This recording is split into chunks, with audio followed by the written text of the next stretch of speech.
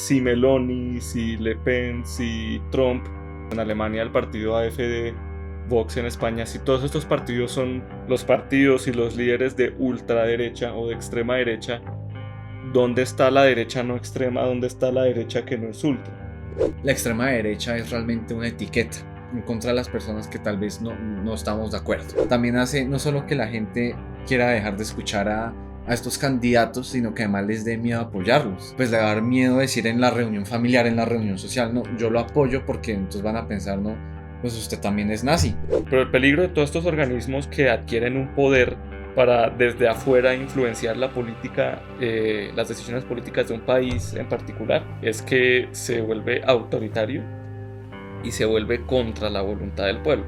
Tú eres de extrema derecha y yo soy de extrema derecha y usted, audiencia, usted es particularmente de extrema derecha y merece la muerte, y todos somos de extrema derecha.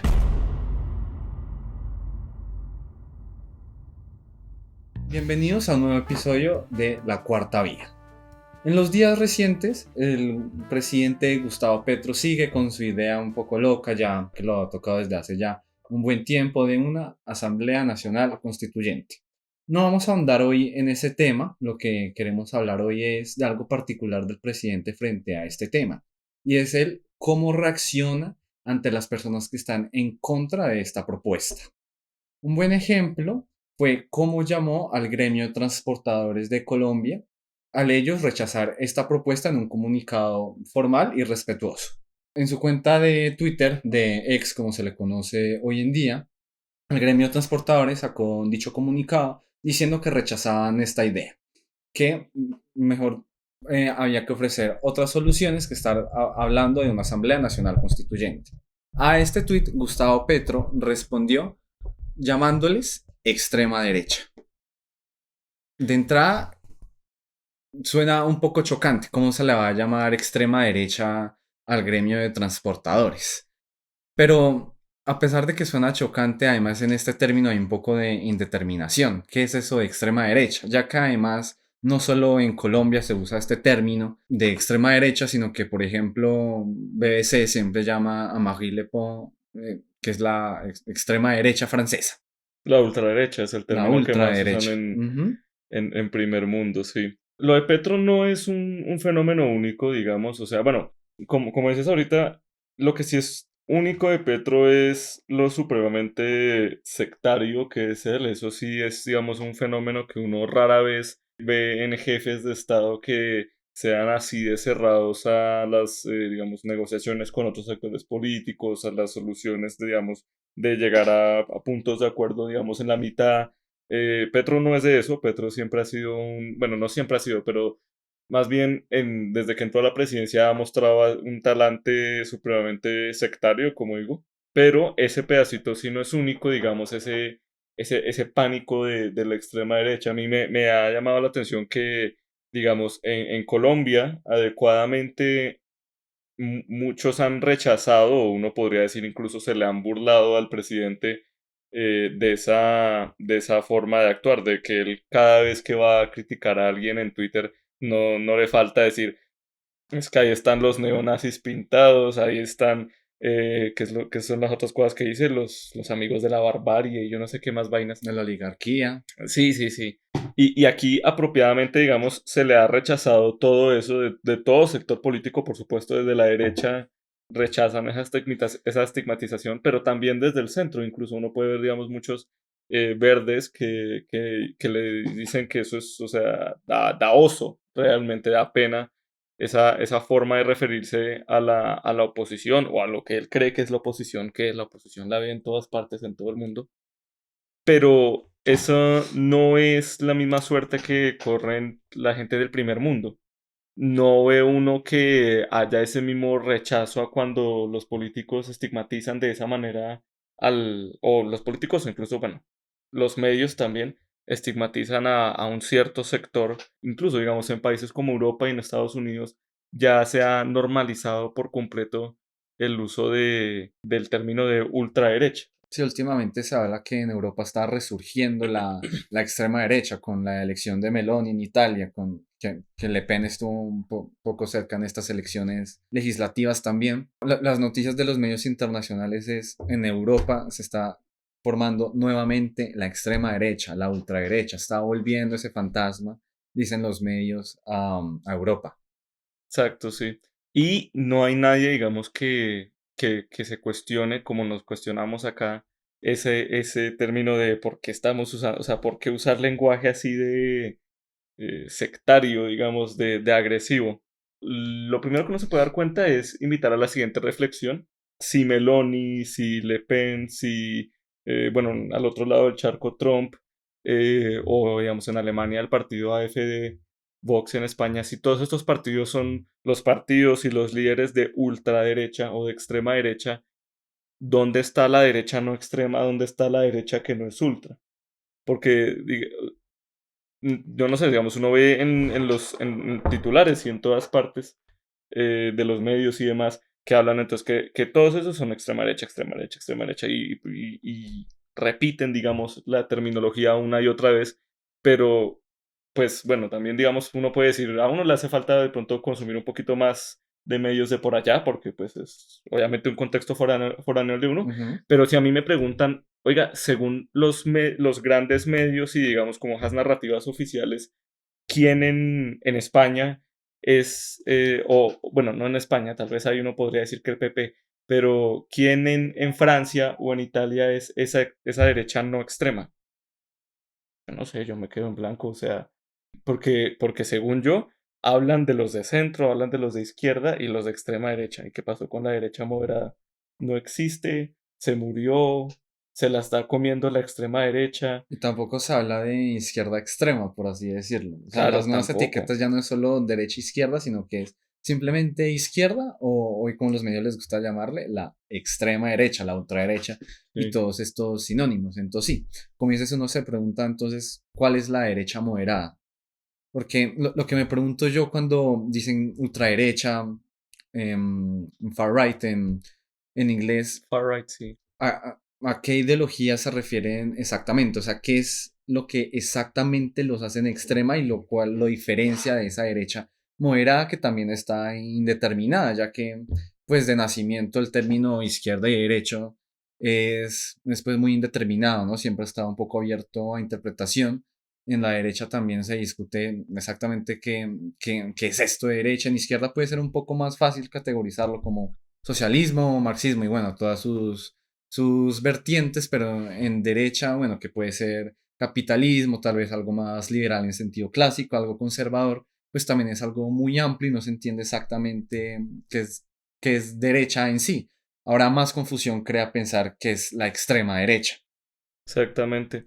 Y bueno, digamos, tratemos entonces de definir extrema derecha según, digamos, quiénes tildan, ¿no? De extrema derecha. Entonces, bueno, Trump le han dicho toda la vida que es de extrema derecha los grandes medios americanos. Pues ahorita mencionabas los ejemplos de Meloni, de Le Pen, y ahí uno puede ir construyendo, ok, bueno, digamos, parece que todos estos personajes de la disque extrema derecha tienen en común que despiertan un sentir, llamémoslo así, eh, nacionalista, por así decirlo. De identidad. Sí, de identidad nacional, porque entonces, digamos, Trump siempre que sale a dar un discurso, él, en su recorrido a la tarima pone una canción toda. Sí, como, o sea, Característica que americana enaltece es. exacto, que enaltece la patria, ¿no? Yo no sé, no sé cuál es el nombre de esa canción, pero digamos, si en la audiencia alguien ha visto suficiente videos de Trump, sabe a cuál me refiero, que es un señor ahí cantando todo, se conmociona hablando de América y no sé qué más vainas. Digamos, y pues bueno, en el caso europeo, ese nacionalismo en particular tiene la característica de ser anti-inmigración. Digamos, esos partidos de derecha y esos líderes de derecha, lo que tienen en común en Europa es que se oponen a medidas de inmigración, pues por, digamos, una crisis que se ha estado cocinando allá desde hace un buen tiempo, que es cada vez llegan más, pues también en Estados Unidos, ¿no? cada vez llegan más inmigrantes ilegales, cada vez hay menos recursos para, digamos, darles a ellos esa como atención humanitaria que antes bondadosamente se les daba, entonces ahora hay quienes cuestionan eso, y también en términos culturales, sobre todo en el caso de Francia, Le Pen pues cuestiona culturalmente si es válido, digamos, adoptar los valores islámicos de esos inmigrantes dentro de la cultura francesa. Entonces, pues bueno, digamos, la extrema derecha, listo, uno puede poner ahí como el checkmark. Entonces parece que todos son nacionalistas, pero entonces también uno puede encontrar en medios el término, porque lo usan, ultranacionalista. Ahí yo quedo perdido, porque, o sea, nacionalismo es en general como la idea de enaltecer la patria y darle una prioridad extrema a los intereses nacionales antes que los de otros países y demás. Y eso es como, o sea, digamos, una idea con la que puedes estar de acuerdo a distintos niveles, como las preguntas que resolvíamos en el primer Ujú. episodio, ¿no? Pero entonces a todos estos, a Le Pen y a Meloni, entonces las llaman ahora también entonces ultranacionalistas. Todo tiende a ser un adjetivo de ultra, de extremo, de más.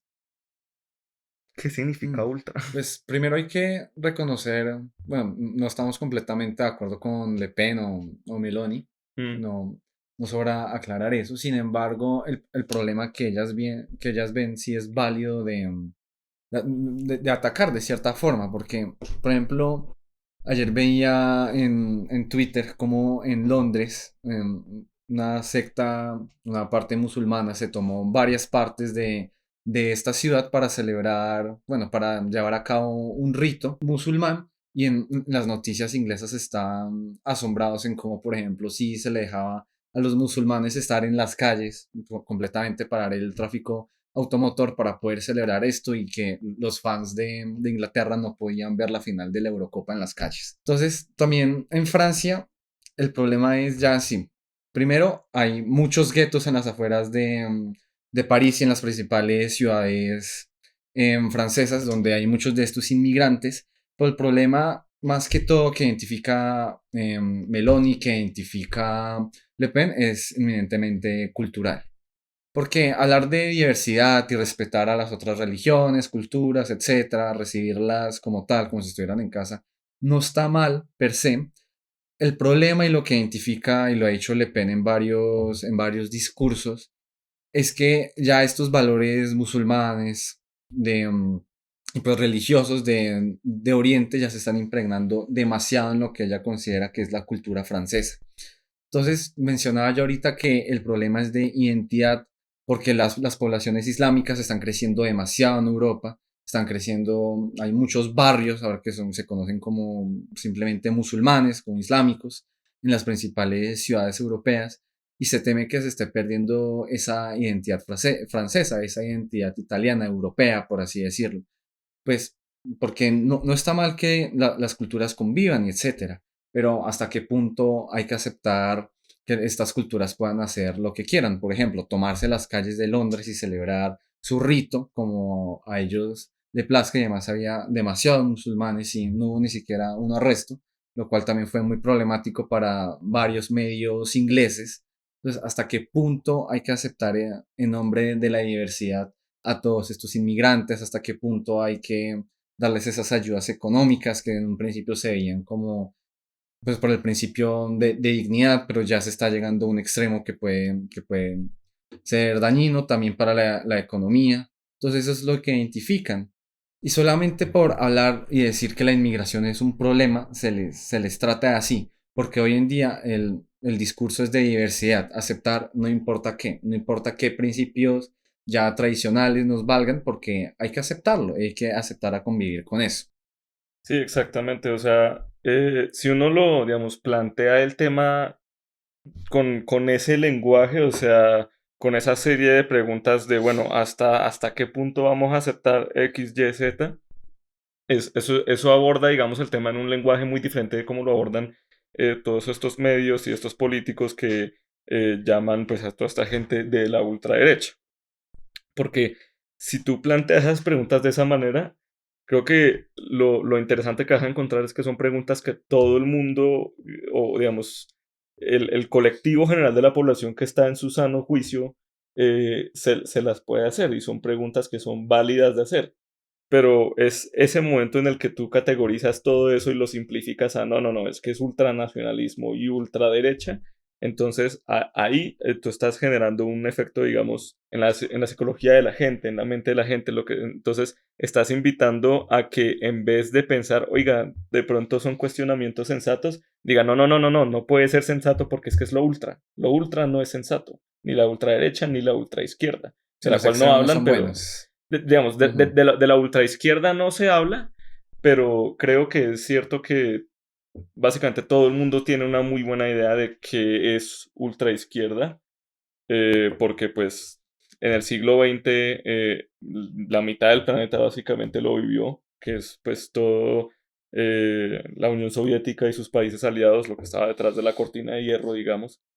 Todo el mundo tiene una idea muy clara de que eso es ultraizquierda, digamos, y si lo aterrizamos aquí a Latinoamérica, todo el mundo sabe que la dictadura de Maduro es ultraizquierda y que la de Daniel Ortega también es ultraizquierda. Lo que fue la cubana, lo que es... Exacto. Pero digamos, eso está como un poco sobreentendido. O sea, dicen como, ah, bueno, sí, sabemos qué es eso y sabemos que en este momento en la mayoría de países democráticos no hay nadie importante proponiendo esas cosas de ultraizquierda. Pero entonces es cuando tú esos cuestionamientos perfectamente válidos los empiezas a llamar el ultra del otro lado. Ahí tú dañas la discusión democrática y la discusión abierta, corrompes, digamos, de alguna manera el debate público, porque entonces cambias las reglas de juego y entonces ya esta persona categorizada de ultraderecha no solo te tiene que, digamos, exponer sus argumentos de por qué, por ejemplo, en el caso de Francia, por qué prohibir el uso de las burkas, es lo que hicieron hace unos meses o tal vez ya un año, que por cierto, en lo personal me parece una medida ya que demasiado autoritaria, o sea, todo hay que decirlo, ¿no? Pues porque eso pues viola la libertad de expresión religiosa de la gente, pero digamos, bueno, tomaron esa decisión, ¿cierto? Entonces de prohibir las burkas. Pues quienes proponen esa ley no solo cuando los del otro lado los empiezan a categorizar como ultraderecha, ultranacionalistas, ultra, ya no solo tienen que convencerte con argumentos de por qué de pronto es válido prohibir ciertas vestimentas como expresiones culturales, sino que además tienen que defenderse de que no son nazis, básicamente, por decir eso.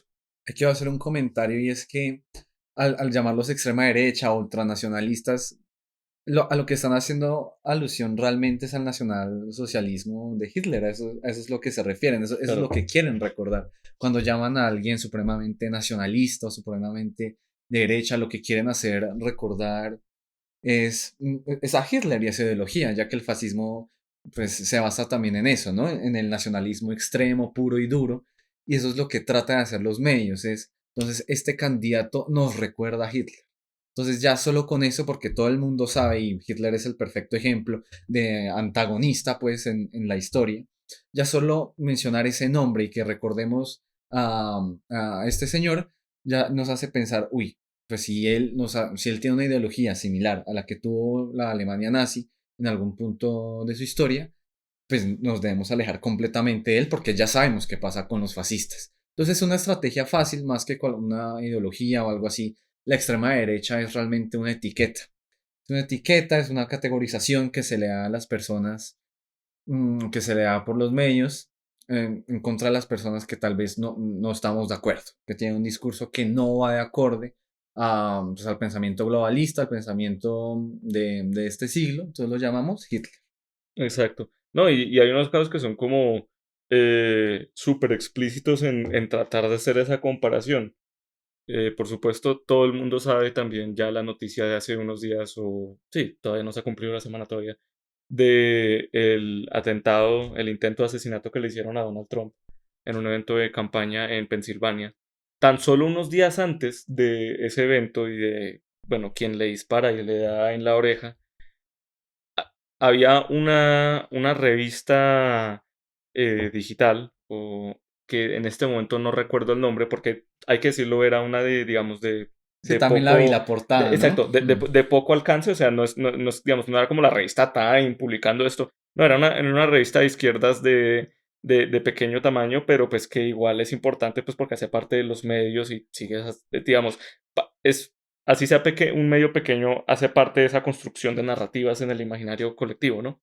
Dice, la portada de la revista era una portada donde Trump estaba intencionalmente pintado en blanco y negro, como Hitler, como uno de los retratos más famosos que Se se ha le hecho de hicieron el Hitler. bigote. Exacto, le sombrearon, digamos, o sea, como que con Photoshop sombrearon acá de tal manera que pareciera tener el bigote, y el titular era algo así como eh, The American Fascism, el fascismo americano, una cosa así, y el font de esa letra era el font de la propaganda que usaba Joseph Goebbels en la Alemania nazi. Entonces, algunas veces que estos intentos, digamos, de pintar estos cuadros comparativos con el nazismo son completamente explícitos, y esa es la idea que te quieren vender, son nazis, son nazis, son nazis. Y de nuevo, lo que decías, o sea, como son nazis, entonces no los escuchan. Porque el momento en el que nos empiezan a escuchar, tal vez empieza a sonar más razonable. Empieza a sonar como, oiga, pues yo también me he hecho esa pregunta antes. En el caso del americano, digamos, el tema que más se le ha atacado a Trump con el paso de los años es su política migratoria desde que él era candidato por primera vez en 2016. Que la pared. Sí, que le decían que qué absurdo, que lo del muro, que cómo así, que cómo va a poner a pagar a México va a México. pagar la pared. Y bueno, en efecto México finalmente no la pagó, ¿no? Pero, pues porque todo en esta vida tiene sus detallitos absurdos. Pero, digamos, entonces, desde ese entonces le critican a él la política migratoria. Entonces, y después cuando fue presidente, que no, que está poniendo a los niños en jaulas y entonces separa a los niños de los papás y no sé qué y demás. Y pues, si tú miras solamente, digamos, esa narrativa puesta en ese negativo y en ese negativo, tú dices, ok, uy, no, qué horror, no, qué hombre con pensamiento y con políticas tan inhumanas. No, es que esa es la idea, es mostrar como nos recuerda Hitler, como es un tipo de especie de nacionalsocialismo. También hace no solo que la gente quiera dejar de escuchar a estos candidatos, sino que además les dé miedo apoyarlos. Claro, Porque entonces decir yo apoyo a Trump, yo apoyo a Meloni, apoyo a quien sea, pues le va a dar miedo decir en la reunión familiar, en la reunión social, no, yo lo apoyo porque entonces van a pensar, no, pues usted también es nazi, porque está claro. apoyando al quien todo el mundo piensa que es nazi. Claro. No, y después, ¿sabes? Y después los hechos, digamos, confirman que las preguntas o los planteamientos de estos candidatos, de estos políticos, pues no necesariamente que sean acertados. Digamos, la objetividad en la política no existe, no hay esta fórmula funciona y esta no. Eso todo es debate que se puede argumentar. Pero, digamos, los eventos demuestran por qué por lo menos pueden ser posiciones válidas y aceptables y discutibles.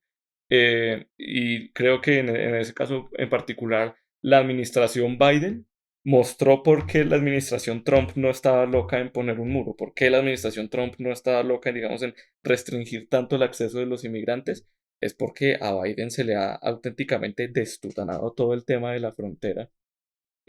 Han llegado, o sea, en su administración se rompió vez tras vez, tras vez, tras vez el récord histórico de mayor cantidad de inmigrantes ilegales que pasan la frontera en un día, en una hora, en un año, no sé qué, más y más y más y más.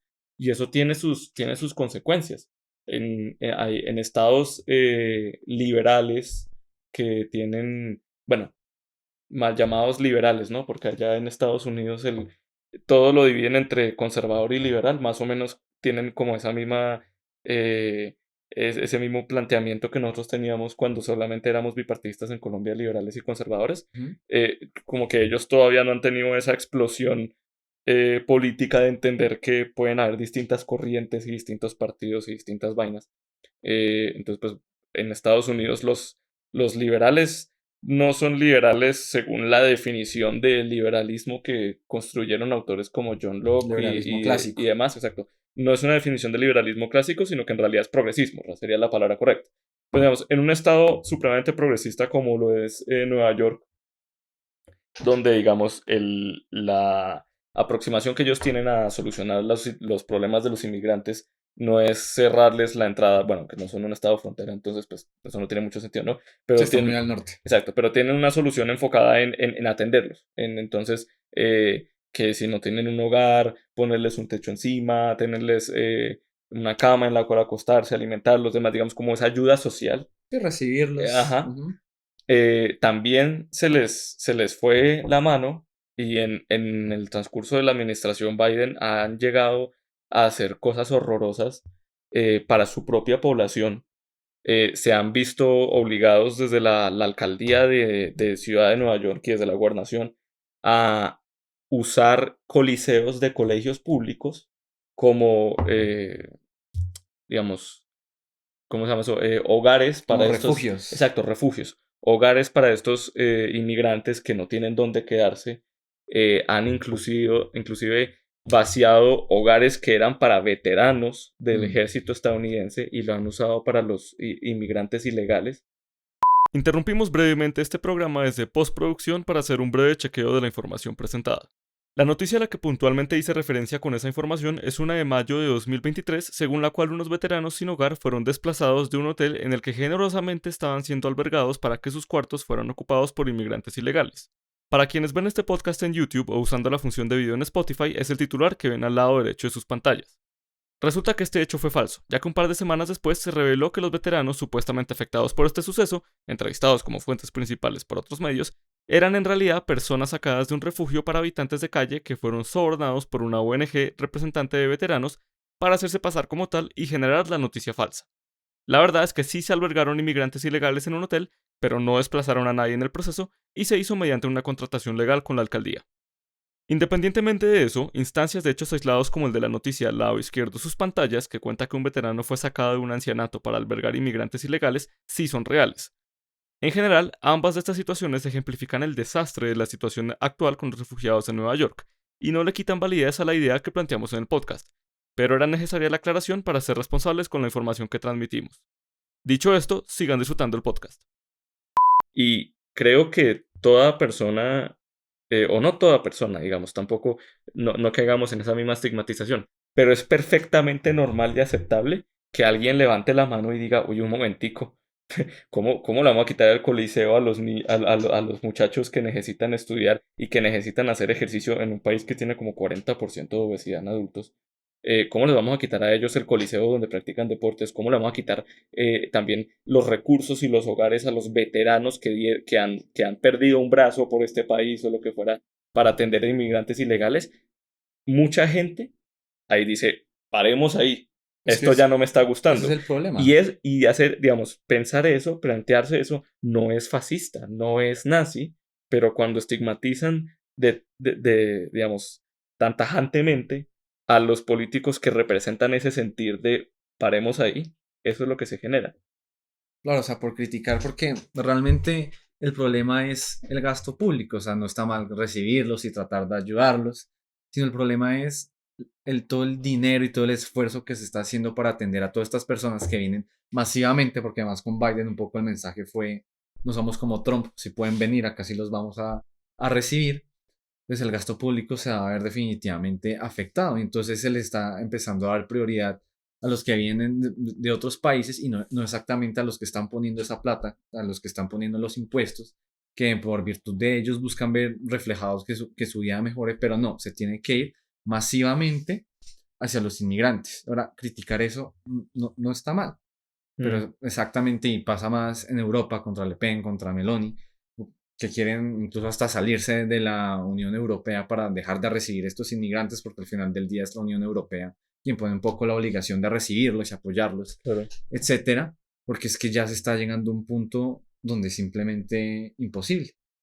Pero entonces si ahora uno dice no estoy de acuerdo, entonces te van a tildar otra vez fascista, ultraderecha, nacionalista.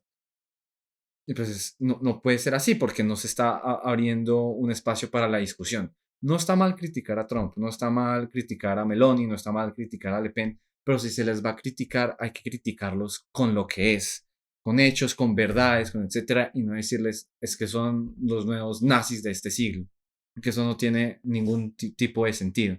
Uno, si realmente quiere hacerle caer en cuenta a la gente de que no deben votar por ellos, son con hechos, o sea, realmente debatiendo y no simplemente acudiendo a los medios para pintarlos de nazis. Sí, bueno, digamos, aquí yo puedo exponer rápidamente un argumento contra votar por Trump ahorita en noviembre, por ejemplo, porque, digamos, y es completamente real, no es, digamos, por inventar un argumento hipotético, porque a mí en 2020 me gustaba Trump como político y digamos, en la elección que ellos tuvieron allá, pues, digamos, le iba a él. Eh, Cosa que cambió muy rápidamente una vez él pierde y empieza todo este proceso de negar los resultados de las elecciones. Y el 6 de enero, a mí el 6 de enero, del 6 de enero, lo que me pareció, de 2021, lo que me pareció fatal y horroroso, no fue en sí mismo, digamos, toda esa mano de gente loquita que le dio por entrar al, ¿qué? Se me fue la Fue al palabra, al Congreso. Congreso, sí. Pues porque, bueno, sí, o sea, obviamente eso es terrible, o sea, y no se debe hacer y tal, pero pues realmente lo que ellos hicieron ese día y lo que planteaban hacer pues, esa multitud, pues no fue un peligro para la democracia como lo pintaron y básicamente lo establecieron de facto los demócratas y sus aliados mediáticos. Lo grave del 6 de enero es lo que estaba pasando dentro del Congreso o lo que Trump pretendía que pasara dentro del Congreso y es que Mike Pence, su vicepresidente, pasara unos documentos francamente falsificados de resultados electorales para voltear el resultado de la elección y que él ganara. Eso sí que es gravísimo. Y yo puedo decir, bueno, por hacer eso, Trump no merece entrar a la Casa Blanca nunca más en su vida, porque es un tipo que estuvo dispuesto a romper las reglas, a pasarse por encima de la constitución y la legalidad para establecer su voluntad política, y eso viniendo de quien venga, sea derecha, sea izquierda, de cualquier partido, de cualquier vaina, pues es completamente inaceptable. Y ya, y por eso Trump en 2024 no puede ser, o digamos, no debería ser el presidente. Listo. Y es una crítica perfectamente válida y usé en algún punto el término ultraderecha. En algún momento dije, es que tiene ideas demasiado locas, demasiado locas. No, nada que ver. O sea, sobra completamente usar esta terminología con esta clase de personas. Y además los tildan de ser extrema derecha, que uno piensa así, extrema derecha de ser, por ejemplo, libre mercado completamente. Por ejemplo, Trump Es proteccionista. es proteccionista. Él en su administración lo que hizo también para combatir un poco en la guerra comercial contra China fue implementar medidas proteccionistas, subirle aranceles a lo que venía desde afuera para proteger un poco la industria americana. Eso que tiene de extrema derecha. Exacto. Un Bernie Sanders que digamos es un referente de izquierdas en Estados Unidos, un senador demócrata que siempre ha sido de los más críticos con, digamos, todo el sistema capitalista americano y que incluso, bueno, tenía amistades un poco extrañas y turbias en la época de la Cortina del Hierro y de la Guerra Fría con personas digamos, personalidades públicas de la Unión Soviética. eh, Bernie Sanders haría básicamente lo mismo que Trump en ese sentido.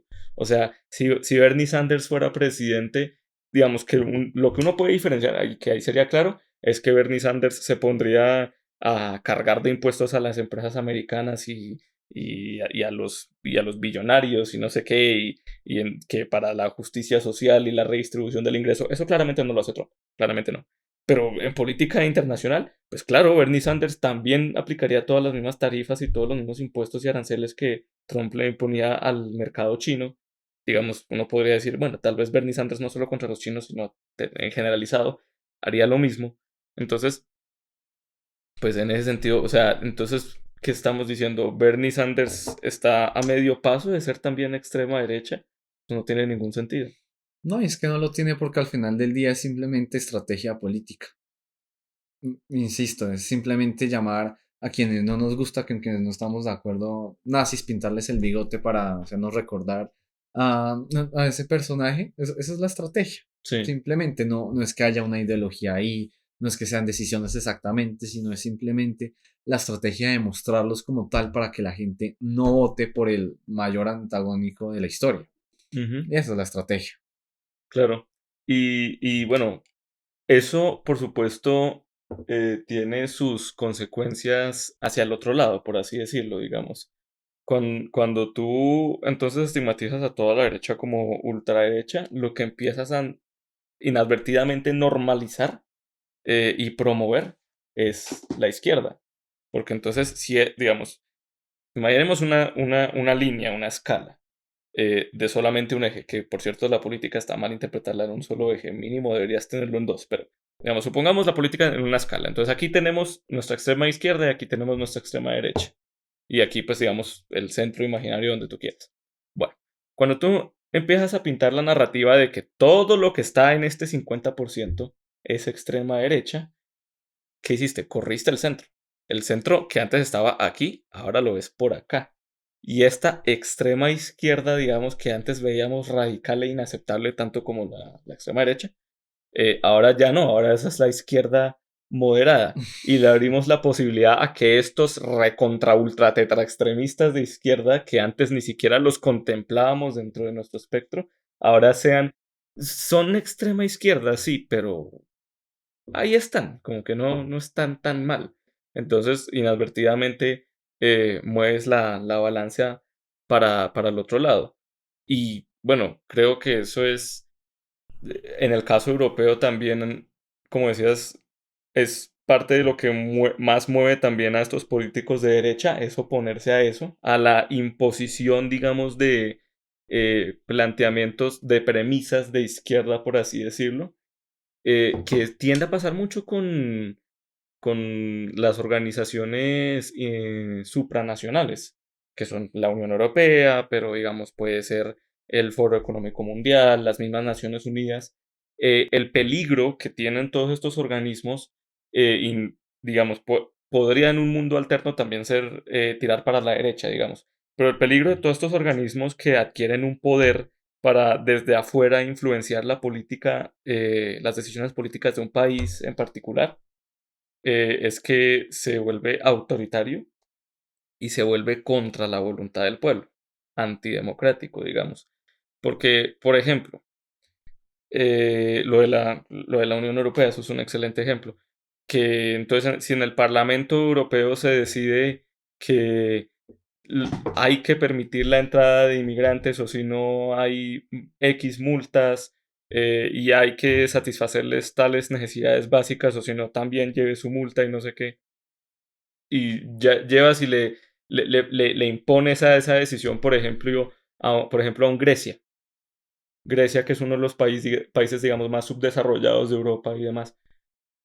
Grecia, ¿qué va a hacer con eso? O sea, llorarla, fregarse la vida. Y el pueblo griego votó por recibir inmigrantes y por satisfacerle sus necesidades humanas con dinero que no tienen. No, pero es que la Unión Europea dijo. Entonces, Es ley, toca cumplirlo. exacto. Entonces, cuando tú en las narrativas y en los altos círculos de poder impones estas narrativas que te mueven la escala para un lado o para el otro, empiezas a mover todo hacia un lado de la balanza, sea derecha o sea izquierda, y siempre contra la voluntad del pueblo, contra lo que el pueblo eligió, porque no se le está dando la libertad de escoger eso en ningún momento. Mm. También estaba pensando frente a este término de extrema derecha, etcétera, que en Latinoamérica muchos países tienen un cierto trauma con esto, ¿no? Me refiero Claro, a las dictaduras. Por ejemplo, también es muy delicado que en Latinoamérica, en un país como Argentina, como Chile, como Paraguay, se le llame a alguien de extrema derecha por las dictaduras que ellos vivieron por el Plan Cóndor, que bueno, sí. en Chile estuvo Pinochet, en Argentina estuvo Videla, bueno, Brasil también tuvo su junta militar, en Paraguay Stroessner y todo esto recuerda a la derecha, entonces Ujú. particularmente en Latinoamérica también recordamos pues a esa extrema derecha como a estos dictadores, etcétera, entonces cuando la usan en Chile, entonces se acuerdan de Pinochet. Y ahí otra vez queda el discurso fácil de, "Ey, no podemos poner a un Pinochet". En Sí, sí, Argentina, sí. bueno, es el ejemplo perfecto que salió Doctor Milei. electo Javier Milei. A él le decían que él era partidario de la dictadura del 76 también, Sí, sí, sí. llamándolo así otra vez extrema derecha, etcétera. Bueno, que tal vez sí lo puede ser, está bien. Sí, económicamente a mi Sí, ley uno sí que puede decir que extrema derecha, ok, obviamente. sí, pero digamos que nunca sobra usar ese término para recordar esos traumas del pasado. Y es Sí, precisamente lo que hoy tal vez la nueva derecha trata de hacer, ¿no? Porque tal vez estas dictaduras, todos estos malos recuerdos para Latinoamérica, pues implementaron medidas liberales, bueno, en el sentido económico de la palabra, que no estuvieron mal, incluso a Chile pues en la dictadura y después de la dictadura siguiendo con estos planes de los Chicago Boys, pues la dictadura floreció bastante. Bueno, entonces tal vez lo que trata de hacer también la nueva derecha es romper con todos esos paradigmas históricos y implementar estas ideas nuevas, pero pues rompiendo con esos partidos tradicionales del pasado. Por ejemplo, mm, aquí en Colombia pues el problema de estar de acuerdo con el centro democrático, con las propuestas de senadores y representantes de este partido, yo siento que muchas veces es eso, que entonces se les llama extrema derecha, entonces nos recordamos pues de los aciertos y desaciertos de Álvaro Uribe Vélez, sí. y muchas veces entonces, y particularmente los jóvenes, no pueden decir que están de acuerdo con el centro democrático, con estas ideas de derecha, porque entonces ahora te relacionan con Uribe y mucha gente relaciona a Uribe con el sinónimo del mal aquí en Colombia, que puede ser cierto para algunas cosas, no cierto para otras cosas. Y tal vez es, pues ya introduciendo un nuevo tema que es también la nueva derecha trata de romper con todos esos problemas históricos, implementar ideas que si son clásicas, pasadas, pues ya no en el nombre, pues en el caso de las dictaduras de De la fachos. desaparición, ajá, etcétera. Y en Colombia el problema es corrupción, ya no en nombre de eso, sino otra vez pues en nombre de la libertad y lo que debe ser puro. Bueno, ahí encuentro con el asunto de estar de acuerdo con propuestas del Centro Democrático. María Fernanda Cabal, que yo, digamos, tenga presente, tenga en mente, es tal vez la primera senadora de este país que públicamente se puso a hablar de la propuesta bueno, acabar, entre comillas, con la educación pública, o no con la educación pública, sino con los colegios públicos, reformar el sistema para que sea todo el sistema de colegios privados, pero que entonces, digamos, las personas, las familias, los estudiantes que necesitan educación pública porque no pueden pagarse una privada de ellos, que ellos reciban directamente del Estado ese subsidio necesario para recibir en un colegio privado educación de calidad. Y puede pasar eso, o sea, bueno, María Fernanda Cabal hace parte de un partido que está fundado por un señor que, o sea, Es polémico. es polémico y es difícil bajarlo de pseudo dictador, porque él trató de ser una especie de dictador cuando trató de elegirse por tercera vez. No, pues ya Entonces, están tan solo cambiando la constitución y todo ese problema sí, o sea, no hoy, fue. hoy, hoy, hoy todo el mundo le salta a Petro encima por hacer eso, pero pues el bro ya hizo Uribe eso. ya lo hizo. Exacto, ya lo hizo y lo trató de hacer dos veces incluso, que es lo Y absurdo. el proceso no fue limpio tampoco, ¿no? El problema de Claro, la política, claro, etcétera. claro. Entonces, digamos, si uno va a decir, oiga, a mí lo de María Fernanda Cabal me suena porque cuando uno mira todas las encuestas, todos los estudios que hacen, la calidad de la educación pública es terrible comparada a la educación privada. Y pues bueno, de pronto a base, o sea, algún experto aquí podrá venir a decir, no, señor, pero es que lo que hay que hacer es elevar el nivel de la educación pública por esto y esto y esto, y te saca estos otros estudios que dicen otras cosas. Pero bueno, digamos, no es debatir si la idea es correcta o no, pero digamos, si a alguien por esa razón le puede sonar, oiga, no, sí, a mí de pronto sí me suena que la educación sea privada y más bien que los que no pueden acceder a ella estén subsidiados, pero como la que propone eso es María Fernanda Cabal del señor Centro Democrático, cuidado, cuidado que ahí ahí Castaño, que las garras de Carlos Castaño están volviendo en esa propuesta y están. Y entonces también, si no es Uribe, entonces dicen, ¿se acuerdan cuando aquí en los 60 los gobiernos reprimían los movimientos estudiantiles de las universidades públicas? Cuidado con eso. Y así nació el ELN porque por la represión del Estado contra los estudiantes de la universidad pública. Y uno dice, oh, calmado. Solamente estoy de acuerdo con la propuesta, ni siquiera con la señora y mucho menos con, digamos, el pasado que ella pueda conllevar. Esos traumas históricos digamos, aquí eso no es la gran cosa en medio de todo, pero por estos días también el que me parecía, digamos, demostraba que el país desafortunadamente ha sido un circo desde hace un buen tiempo, el caso argentino con los militares, que pues claramente tienen su trauma con Videla. Ahorita hace 2 semanas o una semana, el gobierno Milei organizó el primer desfile militar que se hace en una fecha, digamos, de festejo de patria desde hace años, años, años. Es que desde Videla no se, desde que volvió la democracia a Argentina cuando se acabó la dictadura, no hacían desfiles militares en esas fechas patrias. Nuevamente interrumpimos el programa para una aclaración de datos. Resulta que no es cierto que antes del gobierno actual no se hayan hecho desfiles militares en Argentina desde la salida de la Junta Militar de Videla, pero sí que llevaban mucho tiempo sin organizar o tenerle respeto alguno a esa tradición. Durante los 20 años que gobernó el kirchnerismo-peronismo en Argentina, 16 seguidos entre 2001 y 2015 y otros 4 entre 2019 y 2023, no se organizaron desfiles militares los 9 de julio, Día de la Independencia de Argentina.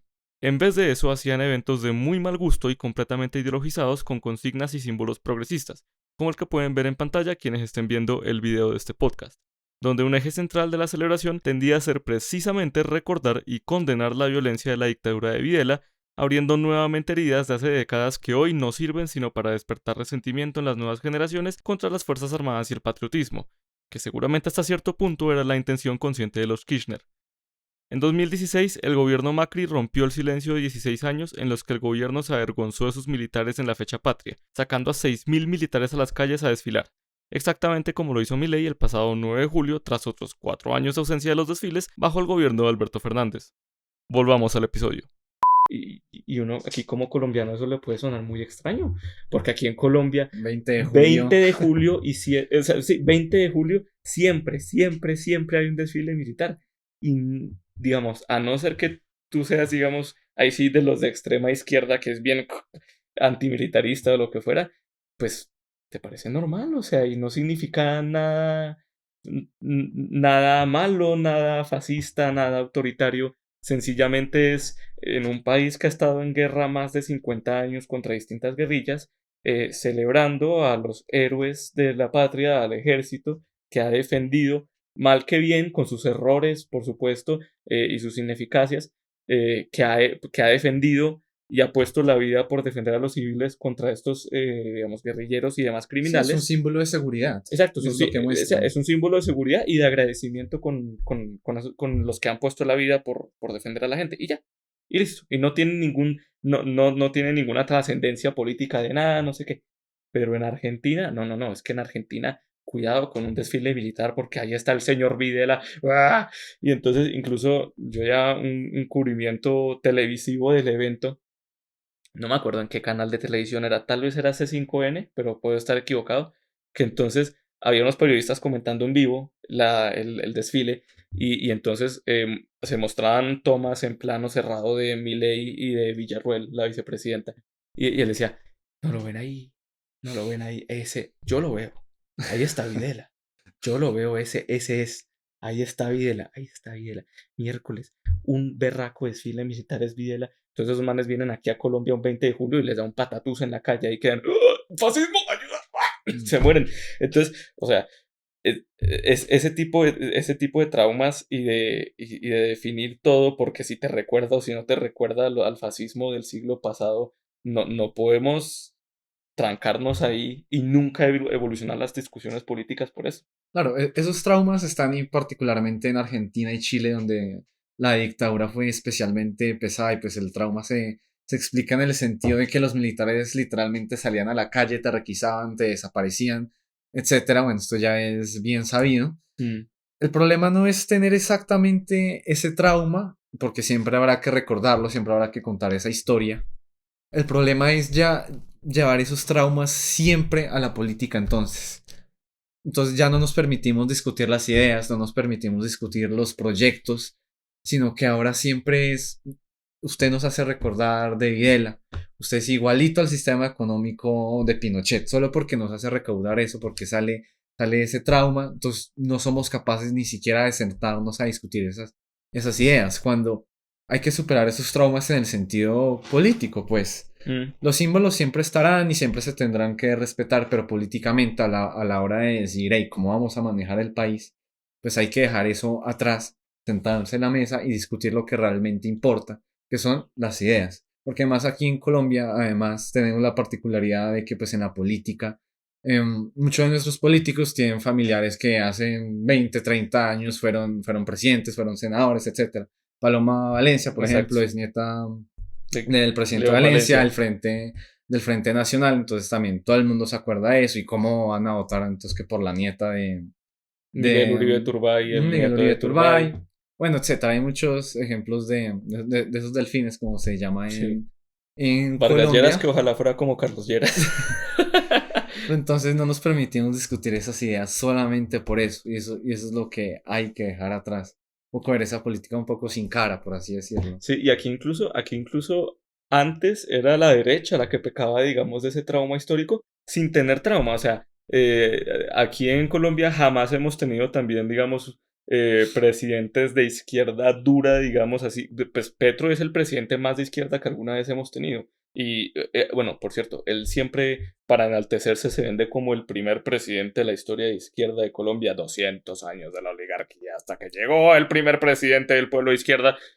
Pues yo no sé si es que el tipo, o sea, Esa fue la celebración nació ayer. cuando ganaron. Sí, no sé si es que el man se cree que tiene nuestra edad o qué, porque nosotros ni siquiera estábamos vivos en ese entonces, pero tenemos perfecta claridad de que no, señor, ¿cuál primer presidente de izquierda? Ernesto Samper, ¿qué? Está pintado en la pared, o sea, el man se inventó el sistema del CISBEN, y aquí puedo seguir, digamos, nombrando un montón de otras políticas sociales de centro izquierda, no voy a decir que de extrema izquierda, pero de centro izquierda, que no se habían hecho antes, porque él fue ni siquiera el primero de izquierda, pero el primero de izquierda en mucho tiempo, porque incluso antes de él uno también puede hablar de López Pumarejo, que también La claramente revolución en tenía marcha. la revolución en marcha y demás cosas. O sea, nada de ser el primero de izquierda, pero bueno, eso era un paréntesis. Digamos, Incluso Gaitán, cuando fue luego, alcalde. obvio, claro. Ujú.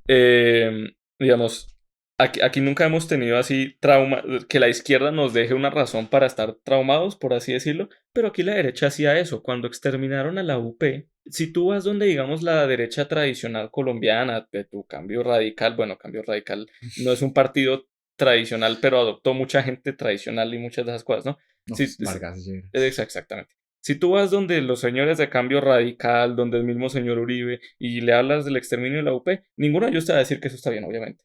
Y con palabras vacías, digamos, te lo van a condenar y te van a decir, no, eso fue inaceptable, eso estuvo muy mal para Colombia. Pero, digamos, pero en general estos son como personajes donde ese tipo de preguntas los pueden incomodar porque pues tal vez ellos mismos no, pero resulta que hace 30, 40 años este amigo y este aliado político que tuvieron sí participó de la parapolítica y sí estuvo metido en eso del exterminio de la UP y no sé qué y tal, tal, tal. Entonces, digamos, son preguntas que a ellos los pueden poner incómodos porque tienen como rabo de paja, digamos, al hablar de ese tema.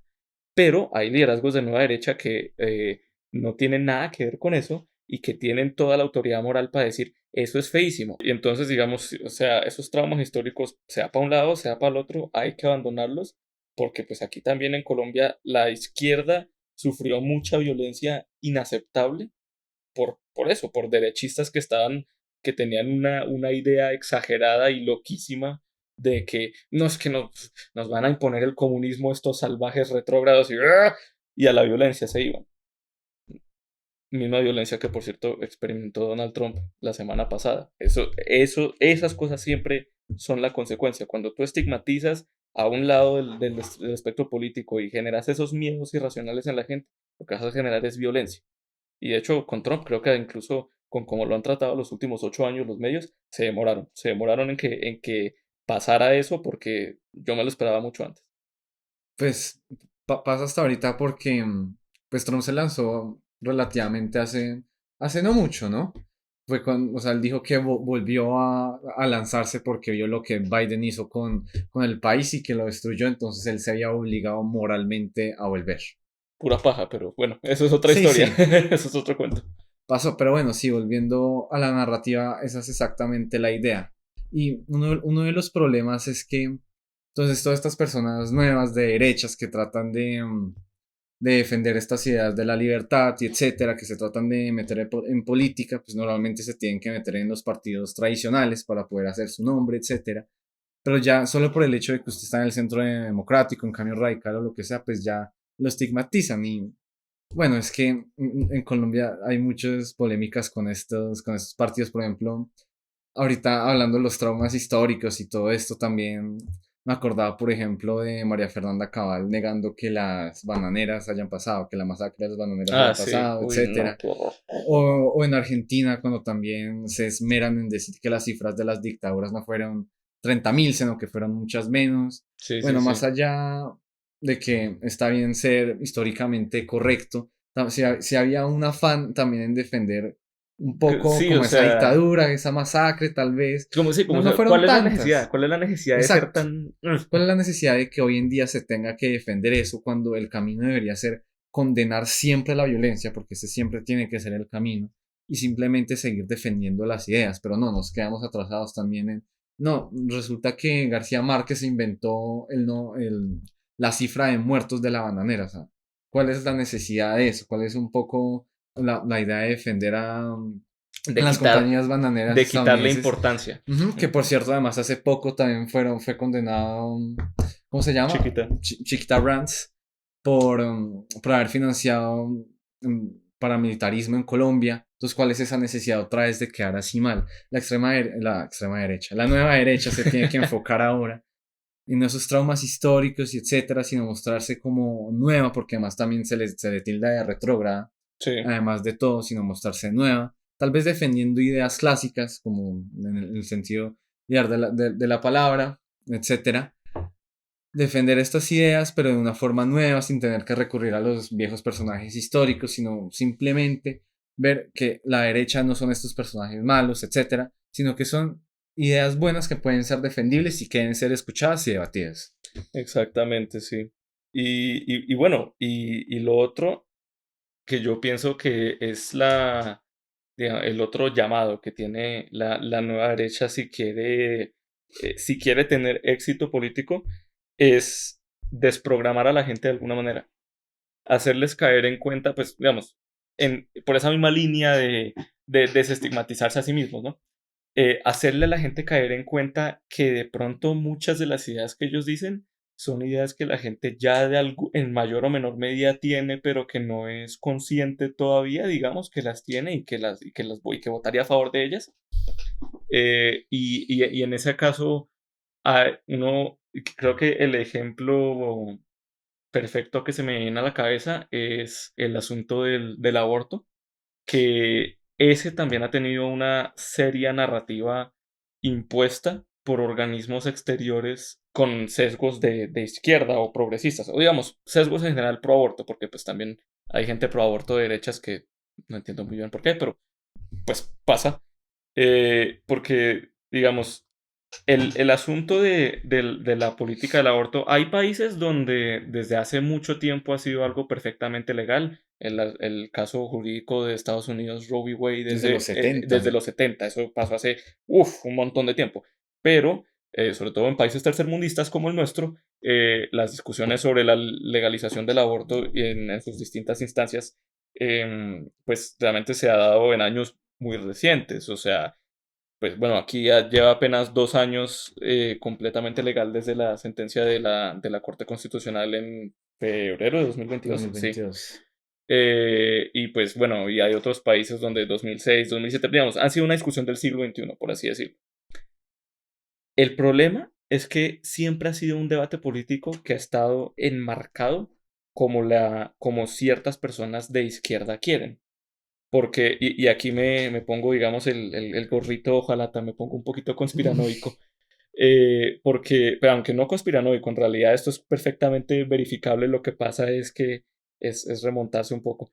El asunto de por qué el aborto se ha ido legalizando como una especie de contagio, ¿no? En Latinoamérica, pese a que las poblaciones están en contra de él, porque es que eso es lo que pasa en la mayoría de países latinoamericanos. Cuando tú haces una encuesta sobre opiniones sobre el aborto, la mayoría de gente todavía es suficientemente, digamos, conservadora, por así decirlo, para estar en contra.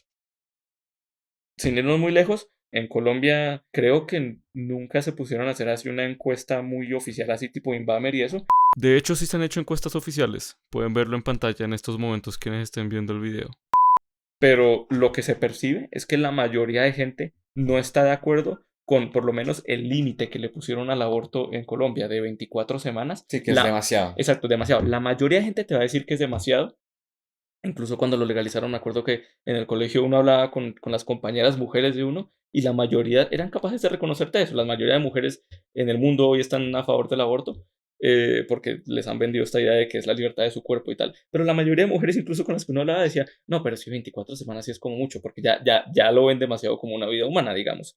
Pero todo eso empezó por las Naciones Unidas, porque resulta que en el año 96 o 94 creo que es, en una conferencia que organiza las Naciones Unidas en Hong Kong, Beijing en realidad, tal vez es del 95, ahora que lo pienso, por una conferencia que hace las Naciones Unidas en Beijing, del Comité de Derechos de la Mujer, una cosa así, no me acuerdo muy bien cómo era el nombre, pero resolvieron que definitivamente para las Naciones Unidas el aborto era un derecho humano y había que hacer un esfuerzo por lograr que esa política se implementara, digamos, en todo el mundo. Aquí interrumpo una última vez para añadir algunos detalles que hagan entender mejor esta idea. En la Cuarta Conferencia Mundial sobre la Mujer de Beijing 1995, el gran cambio conceptual que hubo en los protocolos de la ONU fue empezar a dar a los derechos de la mujer el rango de derechos humanos. Evidentemente esto suena ilógico, porque no es que las mujeres antes de esta conferencia no fueran reconocidas como sujetas de derechos humanos, y hablar de derechos específicos a un sexo no tiene mucho sentido en un mundo donde de antemano se reconoce el derecho a la igualdad ante la ley y a la no discriminación como un derecho humano, o sea, de todo el mundo. A lo que se refiere esta noción entonces es que los que en la actualidad son llamados derechos de la mujer fueron ascendidos al estatus máximo que la jurisprudencia internacional ofrece a un derecho, que es el de derecho humano. El problema está en cuáles son esos dichosos derechos de la mujer. Me podría detener a hablar de esto un buen tiempo, pero enfoquémonos en el ejemplo que nos concierne, los derechos sexuales y reproductivos. Nótese, como lo acabo de advertir, que esos derechos no tienen sentido porque abordan algo que ya está contemplado en el derecho humano a la salud. Pero lejos de ser esta conferencia una pérdida de tiempo de la ONU por no saber que trabajaban en algo ya logrado, fue completamente intencional la repetición, porque les permitió agregar libertades y privilegios previamente inexistentes a la Carta de Derechos Humanos universalmente aceptada. El concepto de un derecho sexual y reproductivo es intencionalmente muy ambiguo, pues no es evidente qué constituye como uno. Uno supondría, acertadamente, que la integridad sexual es uno de ellos, o sea, el derecho a no ser abusado sexualmente, dicho en cristiano. Pero, ¿qué más es un derecho sexual o reproductivo? ¿Acaso es un derecho humano el reproducirse? Definitivamente no es claro, y usar ese concepto en la ley requiere que el autor mismo sea quien lo defina. Resumiendo los largos párrafos de la resolución de esa conferencia, podemos decir que para la ONU existe tal cosa como el derecho de la mujer a no reproducirse como anexo de su derecho a la determinación de su proyecto de vida y a la autonomía con su cuerpo. Y este se cumple no mediante el mecanismo natural de su propia toma de decisiones, sino garantizándole el acceso a todos los métodos anticonceptivos e interruptores del embarazo. Es así como el aborto es para la ONU un derecho humano desde 1995. En ese entonces, por lo controversial que era la decisión entre muchísimos países miembros, dejaron claro en el documento que en ningún momento se pretendía recomendar el aborto como una técnica válida de planificación familiar, sino como atención de situaciones médicas y traumáticas. Léase las famosas tres causales. Además decían aceptar que cualquier país, en sano ejercicio de su soberanía, legalizara o no el aborto, entendiendo que no necesariamente era un problema desde que se garantizara la salud sexual de la mujer de otras maneras. Eso claramente ha cambiado con los años, porque lo clave es que desde ese entonces dejaron el fundamento jurídico para llamar al aborto un derecho humano, así que lo único que les ha quedado por hacer es progresivamente con los años ir corriendo la meta para exigir más y más que la legislación de cada país miembro reconozca el derecho, rompiendo los límites que ellos mismos se impusieron en la conferencia del 95. Sigamos escuchando.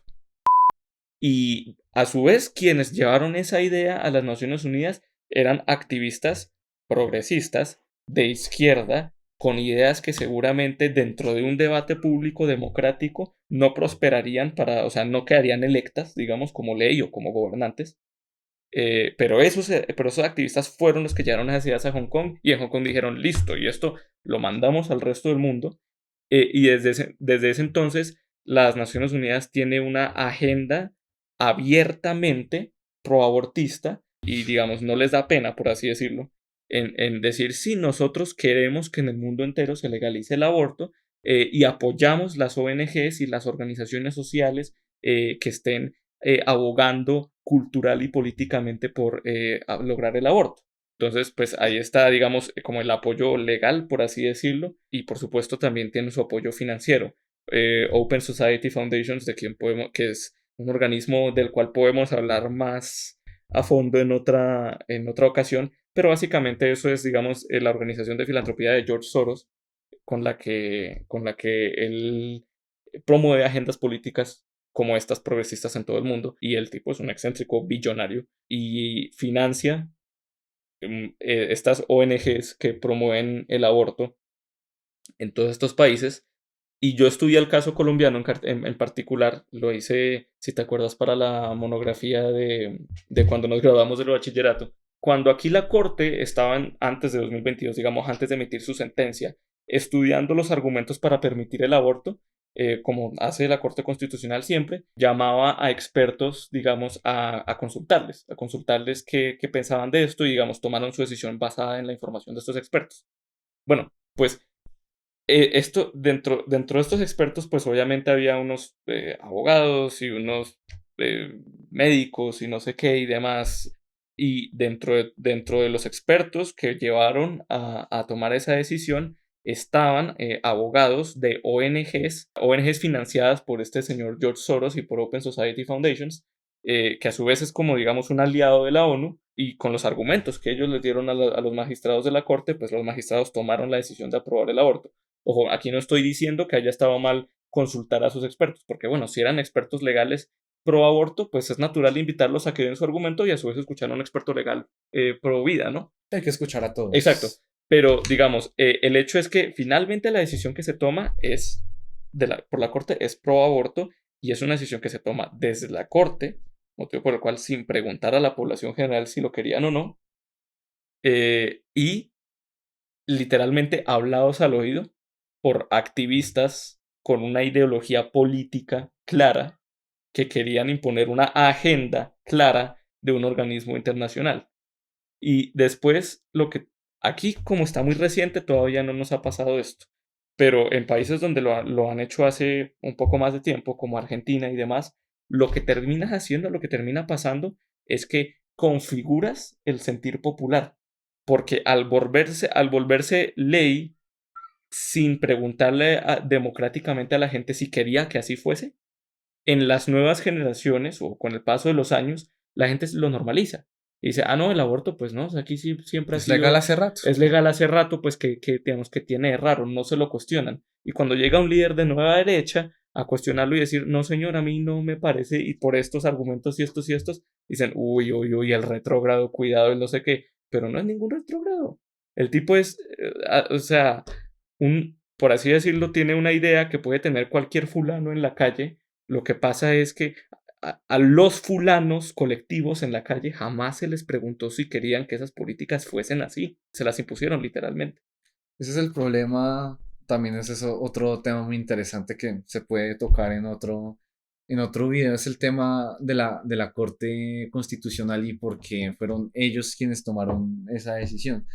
Porque realmente no tienen esa prerrogativa. O sea, a pesar de que son guardianes de la Constitución y son, pues, como dice esta misma, la guardiana de ella, a la Corte Constitucional también se le critica porque a veces dicen que es como un legislador, que dentro del Poder Judicial también hay un legislador y es la Corte Constitucional, que a veces con estos temas que son demasiado fuertes, etcétera, la Corte Constitucional sí se ha tomado la libertad de tomar esas decisiones muy fuertes. Efectivamente, ellos siempre le preguntan al público, siempre invitan a las universidades, expertos en el tema, pero al final del día estos 9 magistrados terminan definiendo entre ellos si a su parecer, porque al final del día lo es, a su parecer político también, si algo es conforme a la Constitución o no.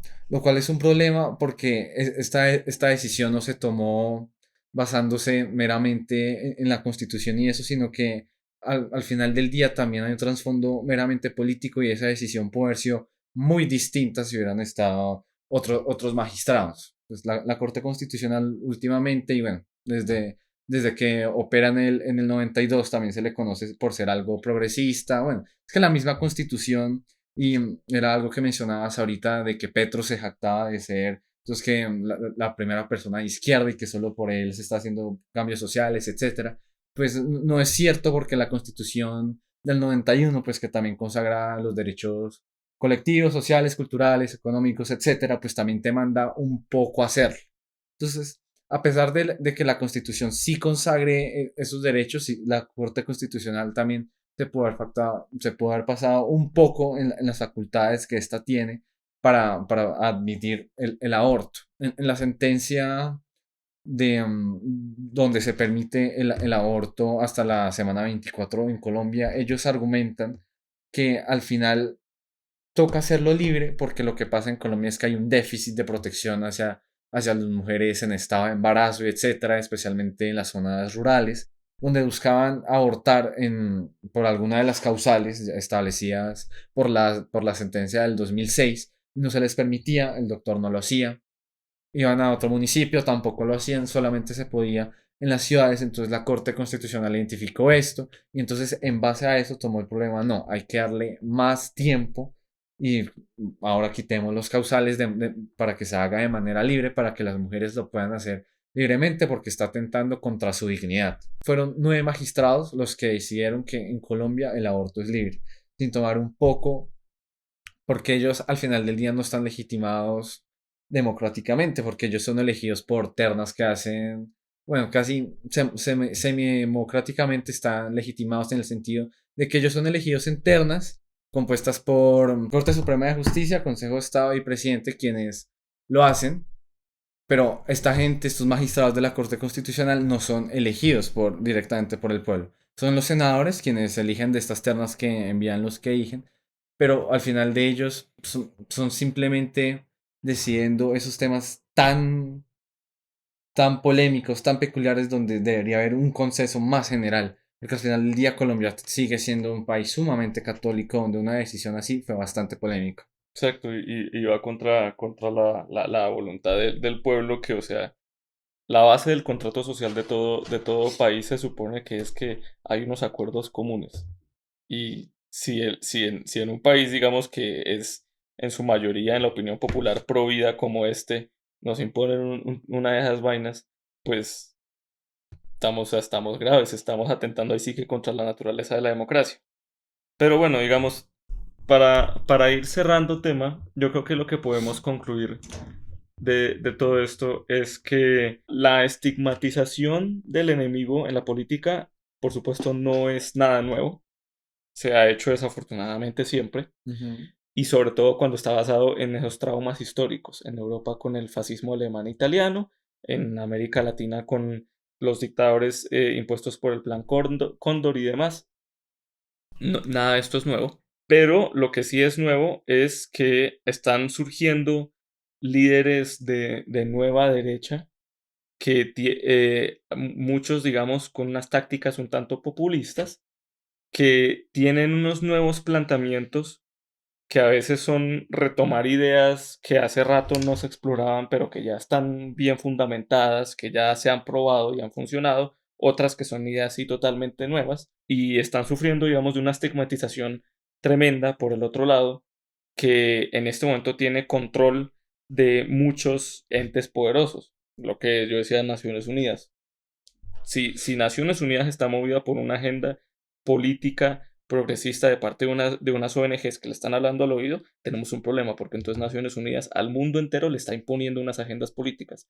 Y también los medios, lo mismo. Si con instituciones de poder se está formando una narrativa de estigmatización contra estas nuevas ideas, lo que vamos a generar y lo que ya se ha generado y se está generando es reacciones de violencia que es, independientemente de si es de izquierda o si es de derecha, digamos, en un estado democrático, son acciones que deberíamos ya estar, digamos, todos rechazando tajantemente. Y muchas veces esta extrema derecha, pues como lo decíamos al inicio y lo probamos con multitud de ejemplos, de extrema no tiene nada. De extrema tiene el adjetivo que le están imponiendo, pero realmente tiene unas ideas que pueden ser el sentir popular de la mayoría silenciosa, que, que si los desglosas y si dejas de categorizarlos como extremos, en realidad no suenan tan extremos y son perfectamente sensatos y perfectamente debatibles, discutibles. Y pues al final la que gana es la polarización con este tipo y la violencia, con este tipo de narrativas de extremas y sin saber siquiera qué es extrema. Y la que pierde es la democracia El y, debate. y el debate libre y la paz, por ponerlo en términos de que le gustaría al señor Gustavo Petro, para que deje de estigmatizar a los pobres transportadores que apenas dijeron, no, gracias, una constitución no, Se llamaron extrema derecha. esa es la extrema derecha. Sí, la, la, Pues la sí, conclusión es esa, dejar de estigmatizar, aprovechándose de esos traumas del pasado, etcétera. Nuestro mensaje es, hay que debatir las ideas, hay que debatir hay las que ideas, sí. debatir los hechos, las cifras, etcétera. Y ahí es donde realmente hay debate, no estigmatizando al otro, no llamándolo nazi, etcétera. Ujú, Pero al final no lo estás derrotando. sí, Si se quiere derrotar a una persona académicamente, en el sentido de debate, pues hay que acabarlo con esas ideas, con ideas políticas, exacto. simplemente. Porque al final, lo que yo dije al inicio, Petro es un caso único y en el resto del mundo no pasa eso.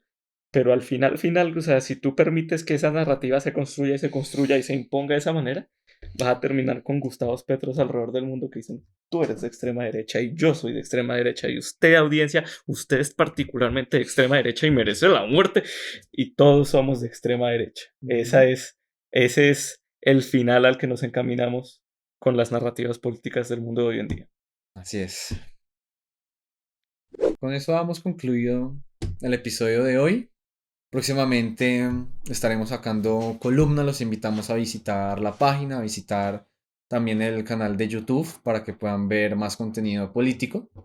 Exacto, ¿Ya? en la descripción les dejaremos el link a ambas cosas, al canal y a las últimas columnas que tenemos de cada uno. Y nuestro último episodio de este podcast en el que estuvimos por si en todo este tiempo todavía tienen sospechas de que estos muchachos son muy fachos, son muy de extrema derecha. En el anterior episodio, que fue también el primero de este podcast, estuvimos contestando un test de compás político donde ambos salimos de centro derecha para que no salgan con cosas raras.